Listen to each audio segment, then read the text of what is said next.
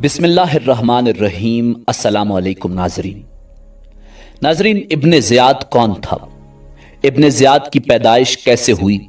خانوادہ رسول صلی اللہ علیہ وآلہ وسلم کو ناحق شہید کرنے کے بعد ابن زیاد کا انجام کیا ہوا؟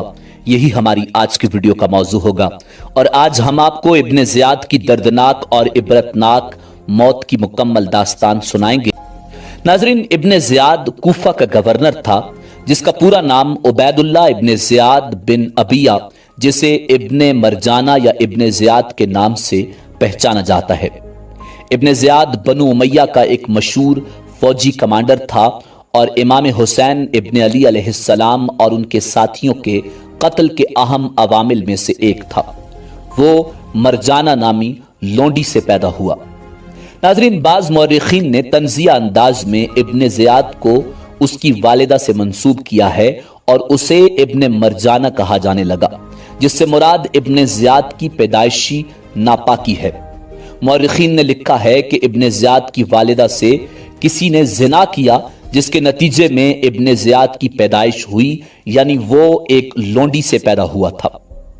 ناظرین، ابن زیاد واقعہ کربلا کا مرکزی کردار تھا، کیونکہ اس کے حکم پر امام علی مقام امام حسین علیہ السلام اور ان کے اہل خانہ پر پانی بند کیا گیا تھا۔ ابن زیاد کربلا میں لشکر کشی اور کوفہ میں اہل بیت آل محمد صلی اللہ علیہ وآلہ وسلم سے برے سلوک سے پیش آنے کی وجہ سے، خاص طور پر اہل تشیع کے نزدیک اور حضرت امام حسین علیہ السلام کے سر انور کے ساتھ بے ادبی کرنے کی وجہ سے تمام مسلمانوں کے نزدیک ظالم و غلیظ ترین شخص سمجھا جاتا ہے۔ ناظرین، کربلا کے بعد کوفہ میں ہونے والے دلخراش واقعات میں سے ایک واقعہ یہ ہے کہ ابن زیاد کے پاس جب حضرت امام علی مقام امام حسین علیہ السلام کا سر انور پیش ہوا تو اس نے اپنے ہاتھ میں موجود چھڑی کے ساتھ آپ کے ہونٹوں اور دانتوں کی بے حرمتی کی، تو دربار میں موجود صحابی رسول خدا زید بن ارقم یہ گستاخی دیکھ کر رونے لگے اور کہنے لگے، اے ابن زیاد، اس چھڑی کو ان ہونٹوں سے اٹھا لو، خدا کی قسم میں کئی مرتبہ ان ہونٹوں پر رسول اللہ صلی اللہ علیہ وآلہ وسلم کو بوسہ لیتے ہوئے دیکھ چکا ہوں۔ ناظرین، یہی روایت یزید ابن معاویہ کے بارے میں بھی ملتی ہے کہ اس نے حضرت امام علی مقام امام حسین علیہ السلام کے ہونٹوں اور سر انور پر چھڑی ماری تھی۔ یہی ابن زیاد موصل میں 30,000 فوج کے ساتھ اترا۔ مختار ثقفی نے ابراہیم بن مالک اشتر کو اس کے مقابلے کے لیے بھیجا۔ موصل سے 15 کوس کے فاصلے پر دریائے فرات کے کنارے دونوں لشکروں میں مقابلہ ہوا اور صبح سے شام تک خوب جنگ ہوئی۔ جب دن ختم ہونے والا تھا اور آفتاب قریب غروب تھا، اس وقت ابراہیم کی فوج غالب آئی اور ابن زیاد کو شکست ہوئی۔ ناظرین، ابراہیم بن مالک نے حکم دیا کہ فوج مخالف میں سے جو ہاتھ آئے اسے زندہ نہ چھوڑا جائے۔ بہت سے ہلاک کیے گئے۔ اسی ہنگامہ میں ابن زیاد بھی فرات کے کنارے محرم کی 10ویں تاریخ سن 67 ہجری میں مارا گیا اور اس کا سر کاٹ کر ابراہیم بن مالک کے پاس بھیجا گیا۔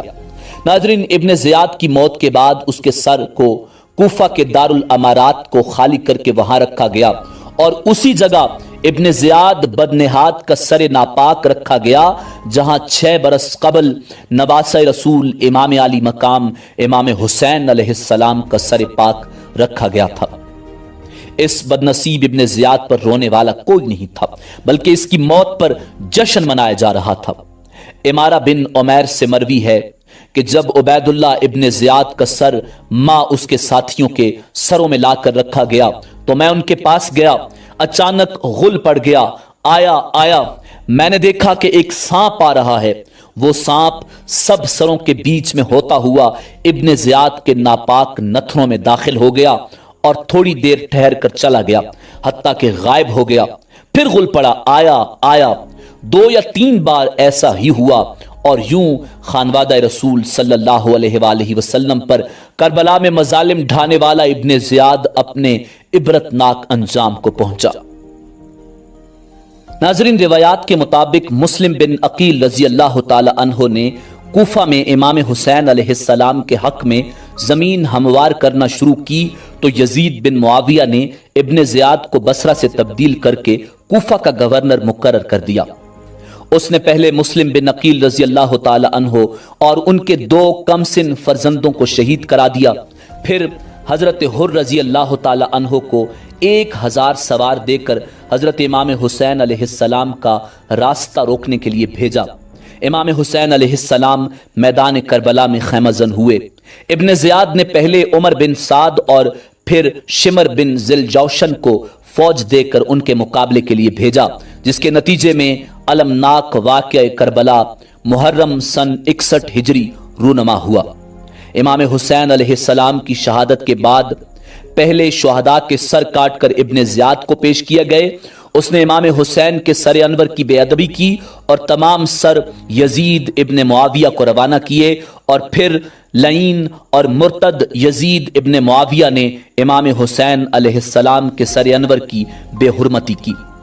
محرم سن 67 ہجری میں ابن زیاد مختار سقفی کے جرنیل ابراہیم کے ہاتھوں مارا گیا، جس میں ابن زیاد کو شکست ہوئی اور وہ میدان جنگ میں قتل ہو گیا۔ قتل کے بعد اس کے سر کو کوفہ میں اسی مقام پر لا کر رکھا گیا جہاں 6 سال پہلے اس نے امام علی مقام امام حسین علیہ السلام کا سر رکھوایا تھا۔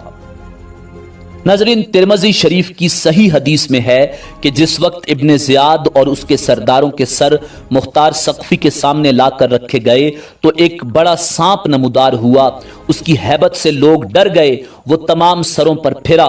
جب عبید اللہ ابن زیاد کے سر کے پاس پہنچا تو اس کے نتنوں میں گھس گیا اور تھوڑی دیر ٹھہر کر اس کے منہ سے نکلا۔ اس طرح 3 بار سانپ اس کے سر کے اندر داخل ہوا اور غائب ہو گیا۔ ابن زیاد، ابن سعد، شمر، قیس ابن اشعث کندی، خولی ابن یزید، سنان ابن انس، عبداللہ ابن قیس، یزید بن مالک اور باقی تمام مشقیہ جو حضرت امام علی مقام امام حسین علیہ السلام کی شہادت میں ملوث تھے اور سائی تھے، طرح طرح کی عقوبتوں سے قتل کیے گئے اور ان کی لاشیں گھوڑوں کی ٹاپوں سے پامال کرائی گئیں۔ حدیث میں اللہ رب العزت نے حضرت امام علی مقام امام حسین علیہ السلام سے یہ وعدہ فرمایا کہ 70,000 شقی مارے جائیں گے، اور وہ پورا ہوا۔ ناظرین، ابن زیاد سمیت اللہ رب العزت نے اس کائنات عالم کے اندر تمام قاتلان شہدائے کربلا کو عبرت کا نشان بنایا۔ ناظرین، اسی امید کے ساتھ اجازت دیجیے کہ آپ کو ہماری ویڈیو پسند آئی ہوگی۔ ملتے ہیں بہت جلد ایک نئی تاریخی، تحقیقی اور معلوماتی ویڈیو کے ساتھ۔